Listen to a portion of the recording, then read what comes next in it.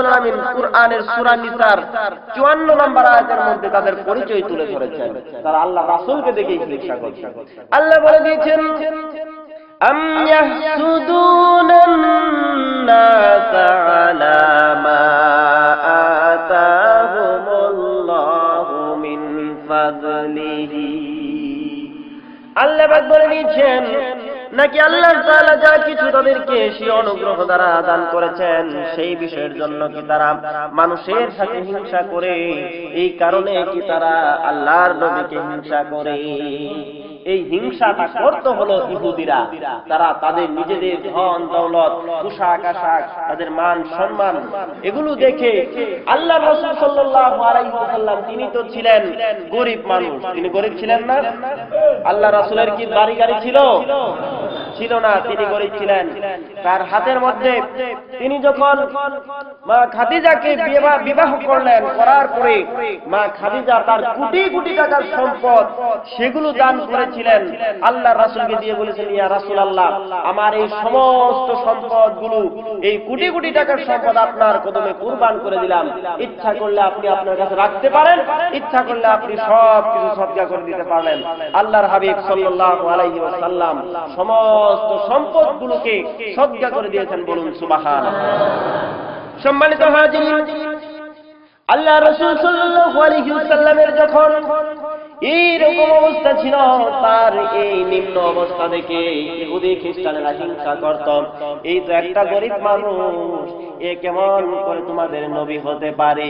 তার তো কোনো সম্মানই নাই। এই যে আল্লাহ রাসূলের যে কোনো দাম নাই, সম্মান নাই, এটা কি ভালো মানুষ বলে না ইহুদিরা বলে? এখন যদি কোনো ব্যক্তি বলে আল্লাহ রাসূল সাল্লাল্লাহু আলাইহি ওয়াসাল্লামের সম্মান সাধারণ মানুষের সম্মান একই সম্মান, তাহলে সেই ব্যক্তির কথা কার সাথে মিল হয়? ইহুদিদের সাথে তার কথার মিল আছে। আমাদের সেই কথা মানা যাবে না। শুধু তাই নয়, যে ব্যক্তি হিংসা করবে, যে ব্যক্তি অহংকার করবে, যে ব্যক্তি অপর কোন মানুষকে দেখে হিংসা করবে, সেই ব্যক্তিকে আল্লাহ পাক রব্বুল আলামিন নিজেই ভালোবাসে না। হিংসুককে আল্লাহ ভালোবাসে না। আল্লাহ পাক বলে দিয়েছেন, ইন্নাল্লাহা লা ইউহিব্বু মান কানা মুখতালান ফাখুরা। নিশ্চয়ই আল্লাহ তাআলা দাম্ভিক, অহংকারী এবং হিংসুককে তিনি কখনোই পছন্দ করে না। আল্লাহ যদি তার নিজের বান্দাকে পছন্দ না করে, আমরা কি আল্লাহর জান্নাত পাবো? জোরে বলেন। কখনোই তার জান্নাতের আশা করা যায় না। আর এই হিংসা যারা করে তারা কিন্তু খুব একটা বেশি জ্ঞানী না। যারা জ্ঞানী তারা কি হিংসা করে? জোরে বলেন।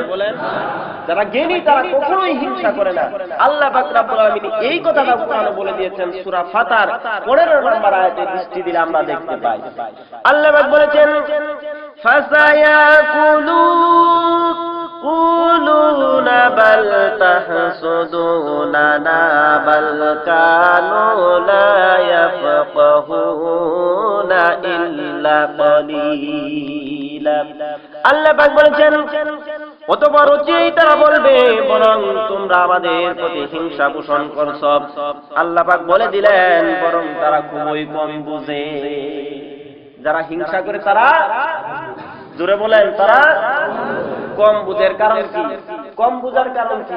এর কারণ হলো হিংসা এমনই একটা জিনিস, এমন মারাত্মক একটা জিনিস, যদি কোনো ব্যক্তি হিংসা করে তার জীবনে যতগুলো নেক আমল করেছিল, নেক কাজ করেছিল, মুহূর্তের মধ্যে এই হিংসাটা তার সমস্ত নেক আমলগুলোকে, কোটি কোটি টাকার সদকাকে, লাখ লাখ টাকা দামের গরু ছাগলের কুরবানিকে, আর রাত্রির পর রাত্রি জেগে আপনার তাহাজ্জুদ নামাজকে, আপনার সেই রোজা রাখা, সারাদিন কষ্ট করে রোজা রাখা, যত প্রকারের সওয়াব আছে, হিংসা করার কারণে এক মুহূর্তের মধ্যে তার সমস্ত নেকিগুলো, সওয়াবগুলো, ভালো কাজগুলো পুরো ছাই হয়ে যায়, নষ্ট হয়ে যায়। বলুন না নাউযুবিল্লাহ।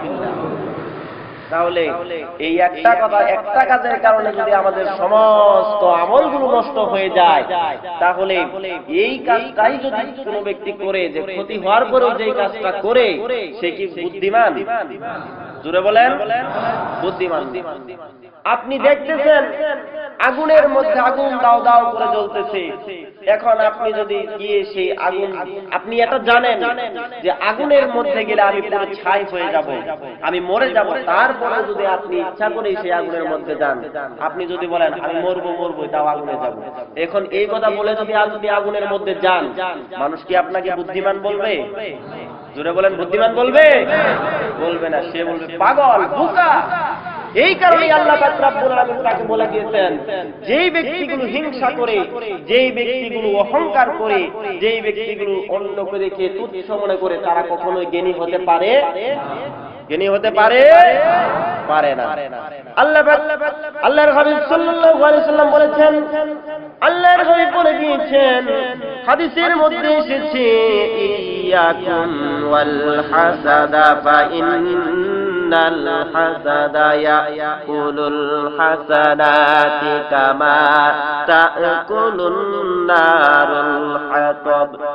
আল্লাহর হাবিব বলে দিয়েছেন, হিংসা তোমরা কারো হিংসা করো না, তোমরা বেঁচে থেকে বেঁচে থাকতে কারো হিংসা করো না, তোমরা হিংসা থেকে বেঁচে থাকো। কারণ হলো, কেননা হিংসা নেক আমলকে এমন ভাবে খেয়ে ফেলে ধ্বংস করে দেয়, যেমন ভাবে আগুন কাষ্ঠখণ্ডকে খেয়ে বলে পুড়ে ছারখার করে দেয়। আগুনের মধ্যে কোনো কাঠ পড়লে, শুকনা কাঠ যদি ফেলেন, যদি আপনি খড়কুটা ফেলেন, সেগুলো থাকে, সেগুলো পুড়ে ছাই হয়ে যায়। আর আপনি যদি হিংসা করেন, এই আগুন যেমন ভাবে কাঠকে পুড়ে ছাই করে দেয়, তদ্রূপ আপনি যদি হিংসা করেন, আপনার সমস্ত নেক আমল সমূহকে পুড়ে ছাই করে দিবে। বলুন না নাউযুবিল্লাহ, একটু দরুদ করেন, আল্লাহুম্মা সাল্লি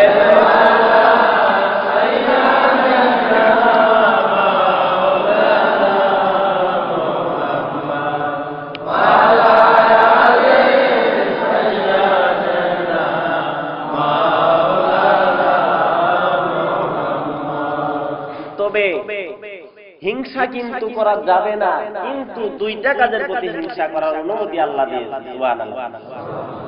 সকল কাজে হিংসা করা যাবে না, দুইটা কাজ ব্যতীত। এই দুইটা কাজ কি? এর মধ্যে এক নাম্বার কাজ হলো, এমন ব্যক্তি সম্পর্কে হিংসা করা যাবে যেই ব্যক্তিটা কুরআন শরীফ শিক্ষা করেছে, যেই ব্যক্তি কুরআন পাঠ করা শিখেছে এবং রাতেও কুরআন পড়ে, দিনেও কুরআন পড়ে, এখন তাকে দেখে আপনি হিংসা করতে পারবেন। কোন হিংসা? আল্লাহ, তুমি সেই ব্যক্তিটা এই যে কুরআন শিখছে, শিখার পরে দিনের বেলাও কুরআন তেলাওয়াত করে, রাতেও কুরআন তেলাওয়াত করতে পারে, হাই আমিও যদি তার মতো কুরআন শিক্ষা করতে পারতাম, আমিও যদি তার মতো কুরআন পড়তে পারতাম, আমিও তার মতো রাতে দিনে কুরআন শরীফ পড়তাম। বলুন না সুবহানাল্লাহ। যদি এই নিয়তে আপনি হিংসা করেন, তাহলে আপনার এই হিংসা করার অনুমতি আছে। বুখারী শরীফের মধ্যে হাদিসটা উল্লেখ আছে। সুবহানাল্লাহ। তবে একজন মানুষ রাতারাতি ধনী হয়ে যাচ্ছে, বিত্তশালী হয়ে যাচ্ছে, টাকা পয়সার মালিক হয়ে যাচ্ছে, আমি কেন হতে পারি না? সেই ব্যক্তি ধনী হয়, আমি কেন হতে পারি না? তাকে আমি ধনী হতে দিব না, দিলাম তাকে ইলেকশন করায়, দিলাম তাকে আরেকটা বিয়ে করায়। এরকম হিংসা করা যাবে? একজন ব্যক্তি ধনী হচ্ছে, বাড়ি গাড়ি করতেছে, তাকে দেখে হিংসা করা যাবে? যাবে না। হিংসা করা যাবে সেই ব্যক্তি সম্পর্কে, যেই ব্যক্তি দিনে রাতে কুরআন তেলাওয়াত করে, সেই ব্যক্তি সম্পর্কে হিংসা করেন। আল্লাহ, আমিও কুরআন শরীফ শিখে তার চেয়ে বেশি আরো কুরআন তেলাওয়াত করব, রাতে দিনে আমিও করব, এমন হিংসা আপনি করতে পারবেন। কিন্তু একজন ব্যক্তি ধনী হচ্ছে, কেমনে তাকে ড্যামেজ করবেন? এই তার বিত্তশালী ধন সম্পদ থেকে হিংসা করা যাবে? যাবে না। সম্মানিত হাজির, আমার এলাকার মধ্যে আমারই এক বন্ধু, আমার সমবয়সী, সে বিজিবিতে চাকরি পাইছে, কিন্তু আশেপাশের কয়েকজনের চোখে এক সহ্য হয় না। তার কিছু শত্রু ছিল, তারা বলে সে আবার লুকায় বিয়েও করছে। এখন বলে এইটা কেস লাগাই দে, ভালো হয়, তার চাকরিটা ছেড়ে যাবে। আমার কাছে ফোন দিছে, কন্ত দেখি আমার কাছে ফোন দিছে, আমি বলে ওরে বুদ্ধি শিখাই দিছি। আমাদের এলাকার মধ্যে, আবার আমাদের সমাজের মধ্যে দুইজন মাত্র আলেম আছে। একজন হচ্ছে আমার মামা হাফেজ হযরত মাওলানা মুহাম্মদ ইয়াকুব আলী আল কাদরি সাহেব, আরেকজন আমি। এই দুইজন ছাড়া আমাদের পশ্চিম বাঁকা করে আর কোনো আলেম নাই।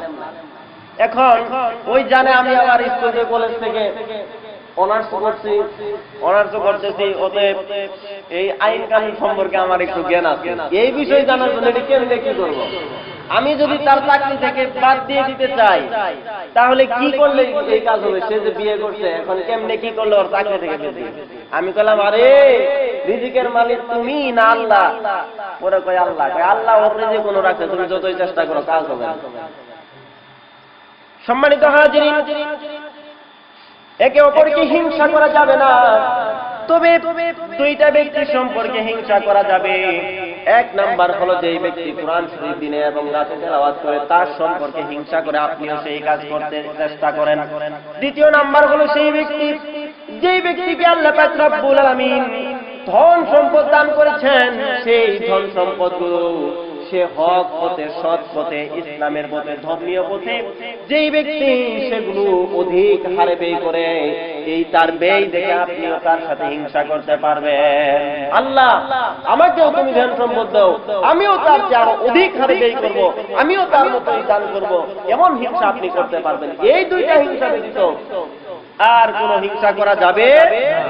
আর কোন হিংসা করা যাবে না। বুখারী শরীফের মধ্যে আছে, আল্লাহর হাবিব বলে দিয়েছেন, লা হাসাদা ইল্লা ফি ইসনাইনি রাজুলুন আল্লামাহুল্লাহুল কুরআনা ফাহুয়া ইয়াতলুহু আনা আল-লাইলি ওয়া আনাল আন-নাহার فسمعه جار له فقال ليتني أوتيت مثل ما أوتي فلان فعملت مثل ما يعمل ورجل آتاه الله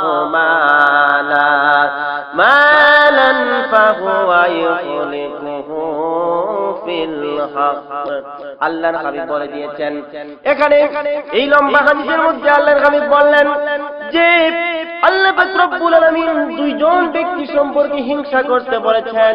এক হলো যাকে আল্লাহ তাআলা কোরআন শিক্ষা দিয়েছেন, সে তার দিন রাত তেলাওয়াত করে, আর তা শুনে তার প্রতিবেশীরা বলে, হায় আমাকে যদি এরূপ জ্ঞান দেওয়া হতো যেরূপ অমুককে দেওয়া হয়েছে।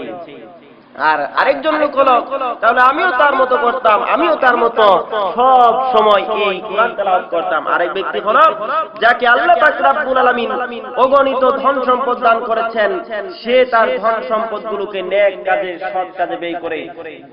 এটা দেখে তার প্রতিবেশীরা যদি বলে, হায় আমাকেও যদি এমন ধন সম্পদ দেওয়া হতো, আমিও তার মতো দান করতাম। এই দুইটা ব্যাপারে আপনারা হিংসা করতে পারবেন, আদারওয়াইজ হিংসা করা যাবে না। আর হিংসুক যদি কোনো ব্যক্তি হিংসা করে, তাহলে সেই হিংসুকের জন্য জাহান্নাম অবধারিত। যদি কেউ হিংসা করে, সে কখনোই জান্নাতে যেতে পারবে না। সম্মানিত হাজিরিন, আল্লাহ পাক রব্বুল আলামিন, আল্লাহর হাবিব সেই ঘোষণাটা দিয়েছেন, সেটাও বুখারী শরীফের মধ্যে এসেছে, মিশকাত শরীফের মধ্যে হাদিসে এসেছে, 433 পৃষ্ঠার মধ্যে এসেছে। আল্লাহর হাবিব বলেছেন, আলা উখবিরুকুম বিআহলিন নারি কুল্লাউতুল্লিম জাওয়াজিন মুস্তাকবিরিন। আল্লাহর হাবিব বলেছেন, আমি কি তোমাদেরকে জাহান্নামের অধিবাসীদের সম্পর্কে সংবাদ দেব না? তারা হলো এমন ব্যক্তি, যেই ব্যক্তি অনর্থক কথাবার্তা নিয়ে ঝগড়ায় লিপ্ত হয়ে যায় এবং চরম কৃপণতা করে আর অহংকার করে। এই তিনটি কাজ যদি ব্যক্তি করে, তার জন্য জাহান্নাম অবধারিত হয়ে যায়। বলেন নাউযুবিল্লাহ।